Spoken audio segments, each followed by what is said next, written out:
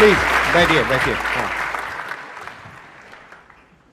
इनका YouTube के ऊपर एक बहुत ही पॉपुलर शो है जिंदगी विद रिचा के नाम से, और आपको एक बहुत इंटरेस्टिंग बात बताता हूं। आज से आई थिंक 12-13 साल पहले मैं आया था आपके शो में।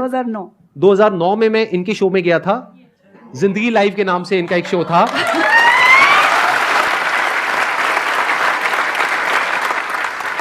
इससे पहले कि ऑडियंस आपसे कुछ क्वेश्चंस पूछे, मैं आपसे जानना चाहूंगा कि ये जो पूरी आपकी जर्नी है, अगर उसके बारे में आप थोड़ा सा बताएं मेरे को कि शुरुआत कहां से हुई और कहां से आपके अंदर ये इंस्पिरेशन आई कि जर्नलिज्म में रहने के बावजूद भी मुझे कुछ पॉजिटिव करना है।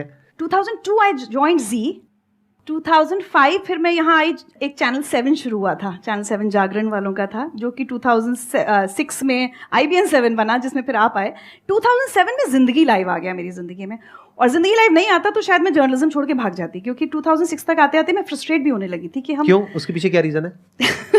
थोड़ा बताइए ना, मतलब मजा आएगा। ये मतलब थोड़ा अंदर की बातें लोगों को पता होनी चाहिए। ये कह रही है जर्नलिज्म से थोड़ी फ्रस्ट्रेट हो गई थी, तो मेरे अंदर क्यूरियोसिटी आ रही है कि ऐसा क्या था जर्नलिज्म में जिसकी वजह से फ्रस्ट्रेट हो गए। हाँ, बाहर बहुत सारे मेरे एक्स बॉसेस, दोस्त सब है। नाम मत लीजिए किसी का भी। नाम नहीं बताइए। मैं शायद उस पीढ़ी को बिलोंग करती हूँ जिसने 2002 में जब न्यूज पढ़नी शुरू की, तो we were not exactly like Doordarshan, थोड़े से इवॉल्व हो गए थे, लेकिन मतलब एकदम स्ट्रेट फेस न्यूज नहीं पढ़ते थे, एक्सप्रेशन के साथ पढ़ते थे, आज ये हुआ, भारत जीत गया ये।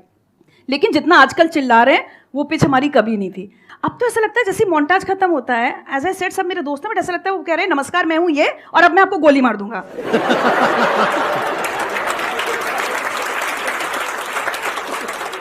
लेकिन मैं ये कह सकती हूँ कि हम वो गुनहगार हैं जहां से इसकी शुरुआत हुई थी। हमारे टाइम पे वो सांप बिच्छू वाली स्टोरीज नहीं चलती थी, यहाँ बिच्छू, और या फिर प्रिंस गड्ढे में गिरा है वाली स्टोरी सबको याद होगी ना। वो शुरुआत थी ये इस तरह से कि एक खबर पे 24 घंटे लाइव चल रहा है, एंकर भी स्टूडियो में लाइव है, मतलब तब तक नहीं चला था। आस्क मी, मैं एंकर थी। टॉक बैक में आवाज आ रही है, कैलाश खेर लाइन पे है। अब ठीक है, बच्चा गड्ढे में गिरा है, उसके रेस्क्यू ऑपरेशन चल रहे हैं, अब कैलाश खेर से मैं क्या पूछूं ऐसे में? तो मैं इशारा कर रही हूँ कि क्या पूछूं? नहीं गाना गवाओ, गाना, क्योंकि अब टाइम पास करना है, आपके पास कुछ। मैं कह रही हूँ कैलाश जी आपको पता है, वो कह रहे हैं जी जी। मैं कहा कैलाश जी कुछ गा दीजिए बच्चे के लिए। आप समझ, अब इस ट्रेजेडी में कॉमेडी हो रही है टोटल, और and I have to maintain a straight. और उन्होंने गाया, टूटा टूटा एक परिंदा ऐसे।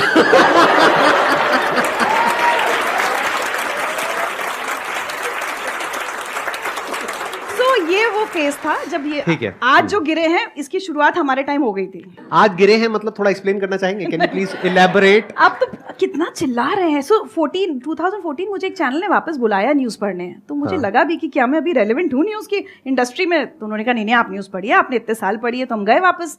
एक साल बाद जब वो कॉन्ट्रैक्ट रिन्यू होने का टाइम आया ना, मैंने कहा मुझे नहीं करना रिन्यू, क्योंकि मुझे समझ में आ गया कि मैं नहीं कर सकती अब ये। जहां आपकी ब्रीफिंग ही सिर्फ ये है कि आपको 2 गेस्ट को लड़वाना है, 2 को या 4 को, सोल्यूशन नहीं निकालना है, उन गेस्ट को आपस में लड़ना चाहिए और किसी तरह से भड़काना है। हाँ। एक बार तो कुछ हुआ, मैंने कहा मैम ये क्या कर दिया आपने? मैंने कहा क्या कर दिया, कितना अच्छा सा बात हो गई, सुलह थोड़ी करानी थी ना।